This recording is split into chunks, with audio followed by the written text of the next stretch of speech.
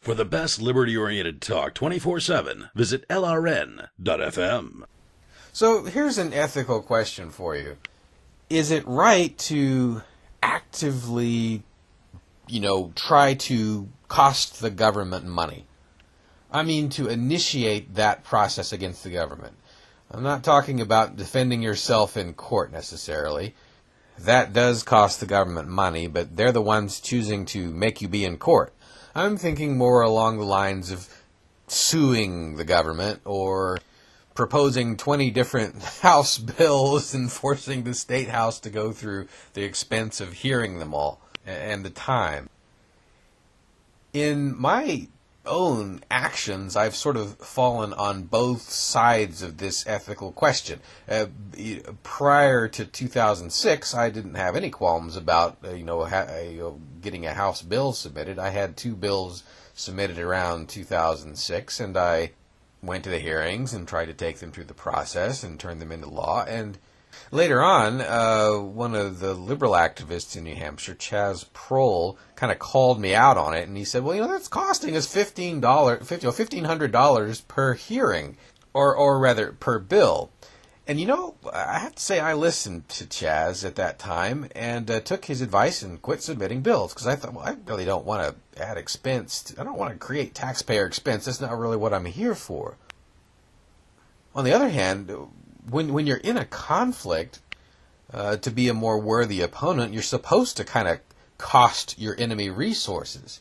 The ethical dilemma is sufficiently severe that I've been kind of paralyzed into inaction since 2006 when it comes to action that costs the government money. The most I've done is sort of, with my feet dragging and kind of reluctantly, I have kind of reluctantly, sued the government of Nashua back in, 2011, after its police arrested me for, I'm still not sure exactly what. Some people say it was for walking backwards at a Joe Biden event. But anyway, although I didn't have any qualms about beating them in court defensively, the idea of suing them over the years that followed the initial filing of the lawsuit, I became increasingly uneasy ethically about the whole idea that we might end up, what would I do if there was a monetary settlement and I was going to be getting money from the government of Nashua? If that were to happen, would it be ethical for me to take such money? Would it even be ethical for me to redirect it somewhere? Would that be an act of aggression against taxpayers? I don't know. But again, in my actions over the last 10 years, I have sort of just tried to err on the side of caution and generally not do anything that would cost taxpayer expense. Having said that, this gets even more complicated. There is always a part of me that wonders, should we automatically treat the taxpayer as though she is a bystander, a good guy? Should we automatically consider it an act of aggression against them if we weaken the people who are tormenting them by costing them money? Sure, the government that torments them will want to come after them for more money if we cost that government more money. But, especially in the federal case, the taxpayer, the federal taxpayer, who's voluntarily turning over forms and some of their income, to what extent is that person really a bystander, and to what extent are they actually reluctant accomplices in all the evils that the central government commits? Should we automatically be putting them on a pedestal, coddling them, protecting them from the central government, or is there maybe a case to be made for just going forward with weakening the government? Obviously, there are 1,000 ways to do that. I mean financially weakening it. There are a lot of, at least technically peaceable ways that you can do that. I've witnessed it in court when I've been to federal court and watched just, relatively average people really gum up the system in there with lawsuits and stuff like that. I mean, making these judges earn their pay, tying up political parties with almost no expense. I couldn't, it's too hard to make the ethical call for me to want to go do that kind of thing, but I'm reluctant to condemn it. It's an ethical question that should be thrown out there, and I don't know if I'm articulating it as simply as I probably should, but I think the idea should be thrown out there, and I hope more of you will discuss it, because I don't really have my mind fully wrapped around it yet. For now, I guess we should call it the weakening government through expense question. LRN.FM, 24 hours of Liberty Radio every day. Now available on satellite too, at sat.lrn.fm. That's what a satellite sounds like. Put it on your unlicensed station. Wear it in your hair. But above all, don't despair. The Liberty message is getting out. And right now, you're missing it. Or maybe you're not. But skip on over to LRN.FM. Feds don't want you to hear them. Welcome to a short demo about the University of Virginia's Student Information System. In this demo, we review student finances, including how to review your student account and make payments. In the Finances section, you are immediately informed as to whether there are any charges on your account and whether they are past due, current due, or future due. Current due charges are those charges due in the current calendar month. Future due charges, as the name suggests, are those charges due in a future month. Click on Account Inquiry.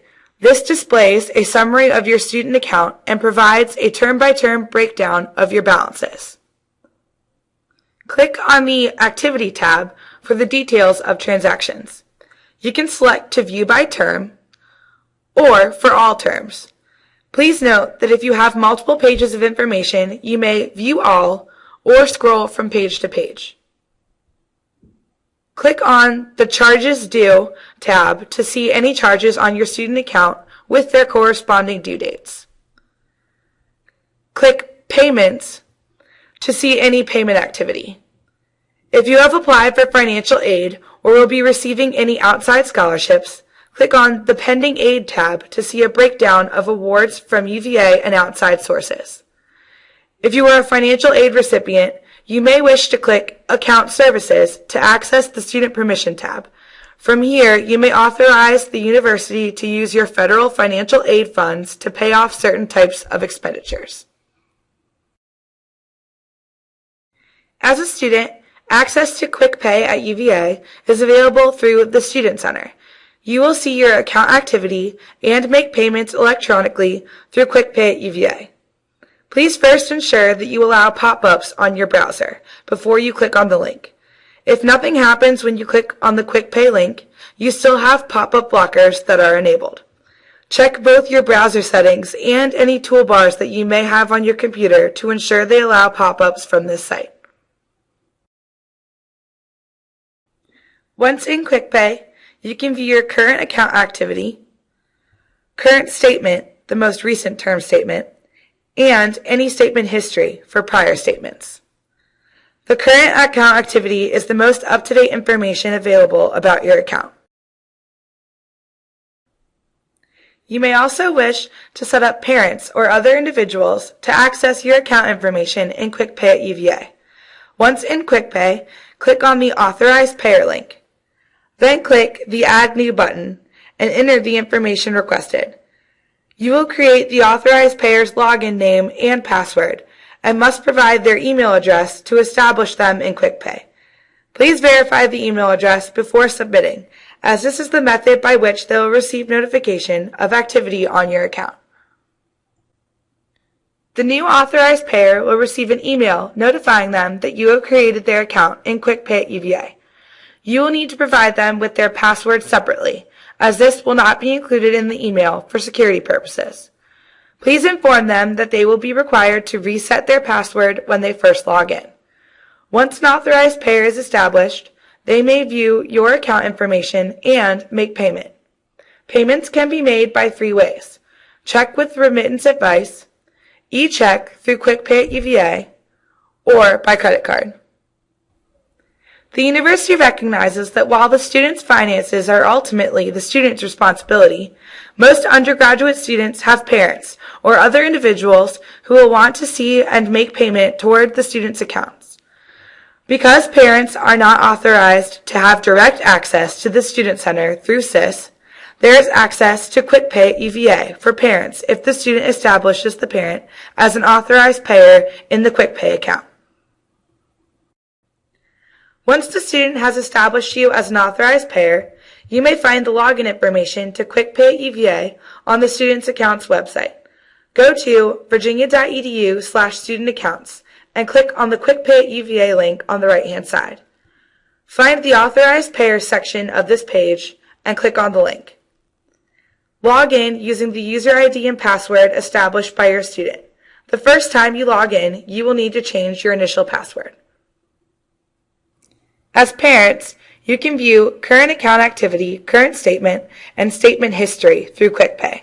Plus, make electronic payments by ACH using your bank routing and account number or by credit card. Please note that if you choose to pay with a credit card, the service provider assesses a 2.75% transaction fee at the time you make your payment. Accepted credit cards are MasterCard, American Express, and Discover. Visa chose not to participate in our program. If you are established as an authorized payer, you will receive periodic emails notifying you when the student has account activity or past due balances. It is important that your email address remain active in order for you to receive this information. For additional help, refer to the SIS Help, Tips, and Tutorials link on the SIS portal.